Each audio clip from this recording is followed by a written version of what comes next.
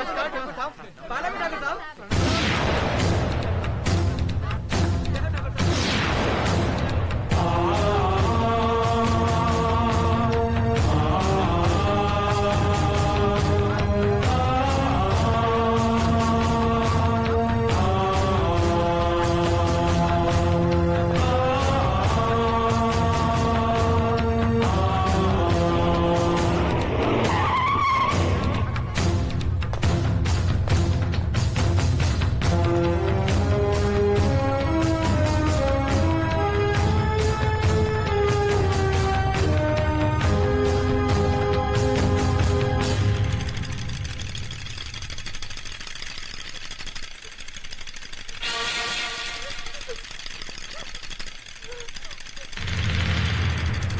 मालिक, मेरी बेटी लकड़ियां चुनकर आ रही थी।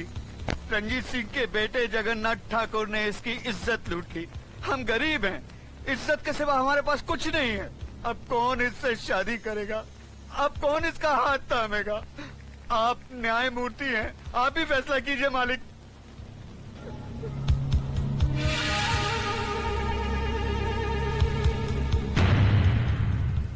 इस बात का कोई चश्मदीद गवाह है? मैं हूँ मालिक। तुम्हारा बॉयल से कोई रिश्ता है? जी हाँ, मैं इसकी काकी हूँ। तो फिर तुम्हारी गवाही नहीं मानी जाएगी। गवाही सिर्फ उसकी मानी जाएगी जिसने अपनी आंखों से देखा है, लेकिन इस लड़की के खानदान से उसका कोई रिश्ता ना हो। है कोई ऐसा साक्षी, ऐसा गवाह?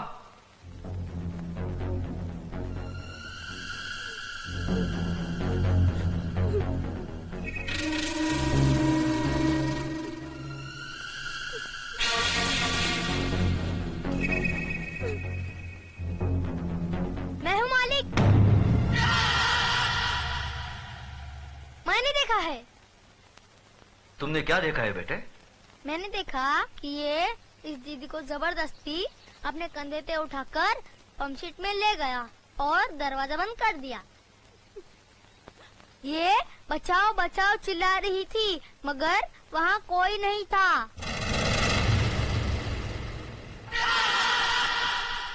थोड़ी देर बाद जब ये बाहर आई तो इसके कपड़े फटे हुए थे और ये रो रो के कह रही थी कि मेरा सब कुछ लूट गया, मैं बर्बाद हो गई।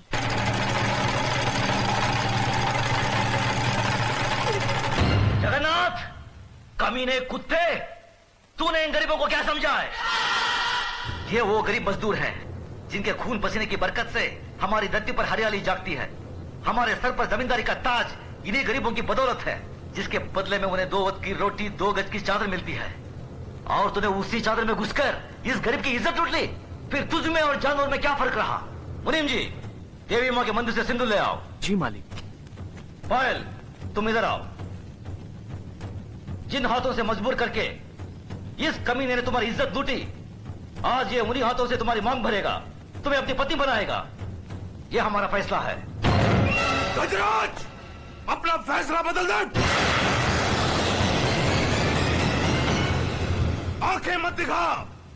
ये नीच, जिसके पांव अगर मेरी हवेली के फर्श पर पड़े तो फर्श गंदा हो जाए, इस 2 टके की लड़की को तुम मेरे घर की बहू बना रहे हो। तो नहीं जानता, जमींदारों में तो ऐसी बातें होती ही रहती हैं। मजदूर औरतों और मालिकों के बीच में ऐसे खेल तो अक्सर होते रहते हैं। कोई अपनी बीवी नहीं बनाता उन्हें। खामोश! मजदूर औरतों की इज्जत जमींदारों के बाप दादाओं के कोई जागीर नहीं होती जिसे वो अपनी मनमानी करे।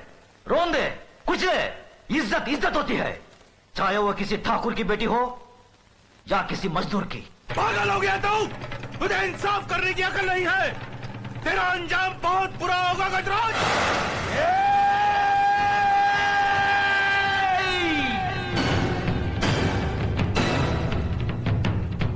इसके आगे एक लफ्ज भी बोला तो जुबान खींच लूंगा। तेरी औकात मेरे सामने खड़े होने की भी नहीं है और तू मुझे ललकारता है। गजराज ठाकुर ने कभी किसी अंजाम की परवाह नहीं की।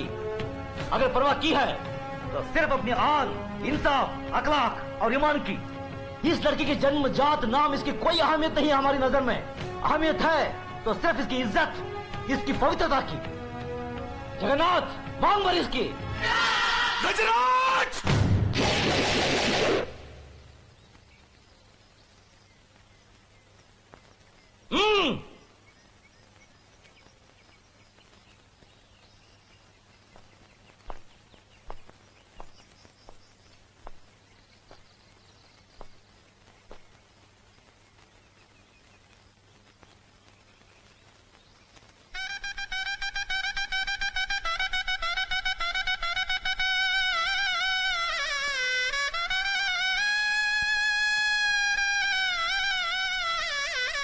सदा सकीर हो बेटी। जगन्नाथ, अगर तुमने इसे कोई तकलीफ दी तो हमसे बुरा कोई नहीं होगा।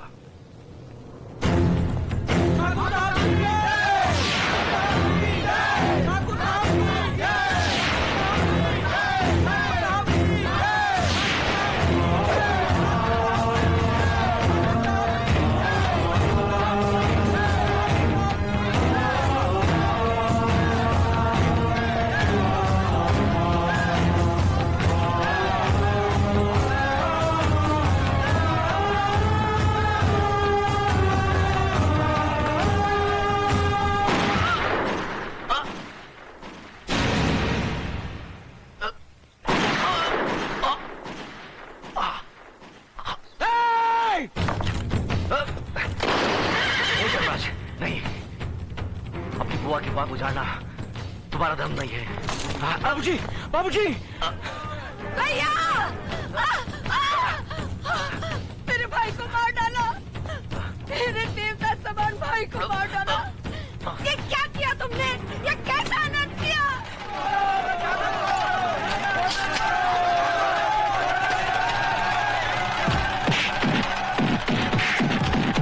रुक जाओ, छोड़ दो उसे। जो अपराध उसने किया है उसकी सजा उसे जरूर मिलेगी। आज से 18 साल के लिए हम रणजीत सिंह ठाकुर को समाज और बिरादरी से बाहर करते हैं। आज के बाद अगर कोई भी इसके परिवार के साथ किसी भी तरीके का संबंध रखेगा तो उसको भी यही सजा मिलेगी। यह गजराज ठाकुर का फैसला है।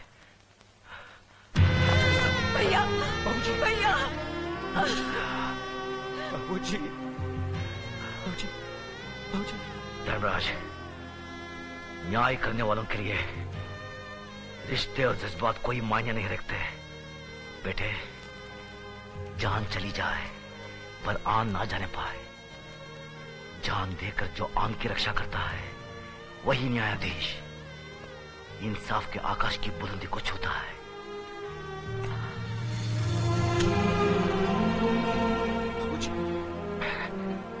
धर्मराज, आज से हम भरतपुर कस्बे के न्याय और इंसाफ की बागडोर तुम्हें सौंपते हैं।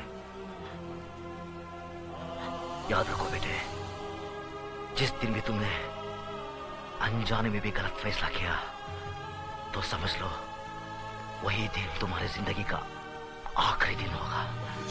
बाबूजी, बाबूजी, भैया, बाबूजी।